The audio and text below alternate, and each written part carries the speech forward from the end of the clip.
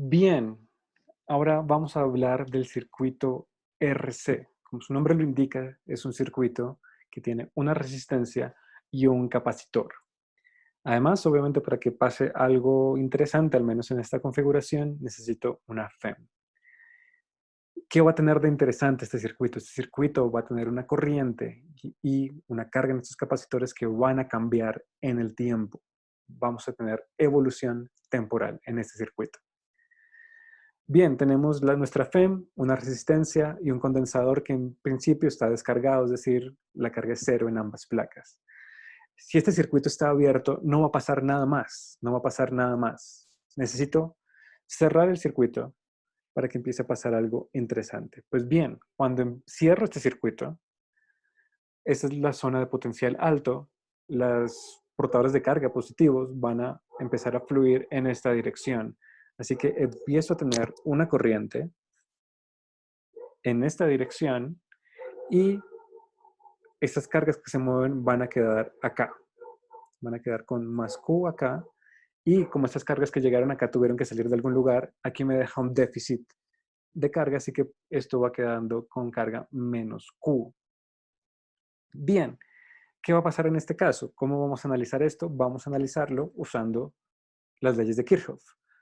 Como no hay nodos, no me va a interesar la ley de nodos, me va a interesar la regla que me dice que si yo me voy en un camino alrededor de esto, la diferencia de potenciales debe ser igual a cero. Es decir, me interesa usar esta regla de Kirchhoff. Bien, empiezo. Voy a empezar por este punto. Digamos, voy de menos a más. Quiero la diferencia potencial entre estos dos puntos. Pues bien, esto simplemente es la FEM. De acá a acá la diferencia potencial es cero, de este punto a este punto, porque es un conductor. En cambio, la diferencia entre este punto y este punto, si yo trajera mi voltímetro, debería medir alguna diferencia potencial. ¿Cuánto vale esa diferencia potencial? La regla de Kirchhoff me dice, si voy en mi camino, que estoy haciendo el recorrido en esta dirección, y esta corriente va en esta dirección de mi recorrido, esto es una caída de potencial. Bien, ahora mido la diferencia potencial entre ambos extremos del capacitor. ¿Hay alguna diferencia potencial en los extremos del capacitor? Claro que sí, porque este lado está cargado positivamente, este lado está cargado negativamente, así que este extremo, como ya lo sabemos, de un condensador va a tener un potencial más alto que este. Así que también esto lo pienso como una caída de potencial. Esto es más porque voy de menos a más, esto es menos, voy de un potencial alto a un potencial bajo, esto es menos porque voy de un potencial alto a un potencial bajo. ¿Esto qué debe ser igual?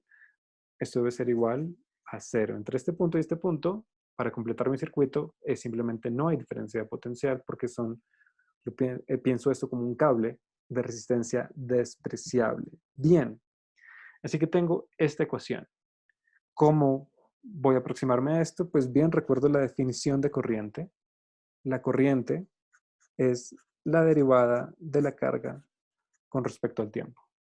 Con esto voy a poder escribir que la FEM menos dQ dt por R menos Q sobre C debe ser igual a cero. Y bien, ¿qué hago con esto? Ahora tengo una ecuación diferencial de primer orden. ¿Por qué primer orden? Porque aparece una derivada primera. Es una ecuación diferencial ordinaria. ¿Por qué? Porque solo aparecen derivadas absolutas. Porque la idea es que Q es función del tiempo e igual que I va a ser función del tiempo. La idea es quiero encontrar estas funciones de tal manera que estas cuentas que estoy haciendo acá, esta igualdad se cumpla. No voy a hacer la solución, voy a escribir, no voy a hacer el procedimiento para llegar a la solución, voy a escribir la solución directamente y llego a que Q, que es una función del tiempo, va a ser la capacitancia por la FEM por 1 menos la exponencial de menos TRC. Por otro lado, si yo derivo esto con respecto al tiempo, voy a poder derivar esto con respecto al tiempo, ¿qué me queda? Me queda que la corriente va a ser igual la FEM sobre la resistencia, la exponencial de menos T sobre RC. Y aquí parece una constante importante, RC. RC, ¿qué unidad va a tener? Dado que el argumento de la exponencial debe ser adimensional, RC tiene dimensiones de tiempo y lo vamos a llamar nuestro tiempo característico. Tiempo característico. Bien. ¿Qué tenemos ahora entonces? En resumen, habíamos empezado con un capacitor descargado sin corriente, cerramos el circuito, la corriente y la carga van a ser función del tiempo y van a tener esta forma. ¿Esto cómo se ve? ¿Esto cómo se ve? Se ve de la siguiente manera. Voy a hacer aquí una gráfica de Q en función del tiempo y de corriente en función del tiempo. ¿Qué forma va a tener esta función?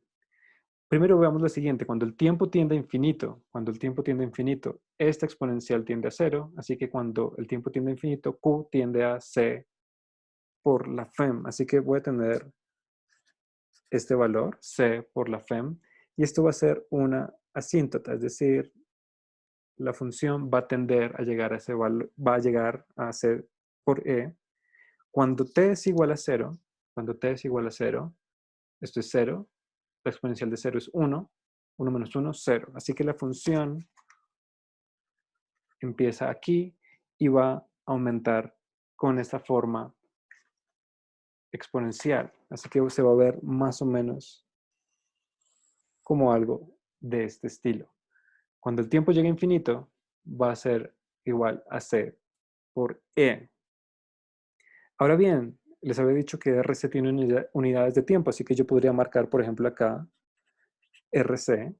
Cuando el tiempo vale RC, tengo la exponencial de menos 1 y tengo 1 menos la exponencial de menos 1 y eso es aproximadamente 0.63 de este valor.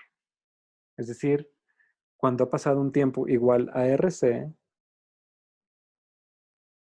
la carga del capacitor es 63% de su carga máxima posible. 63% de su carga máxima posible cuando tengo este tiempo característico.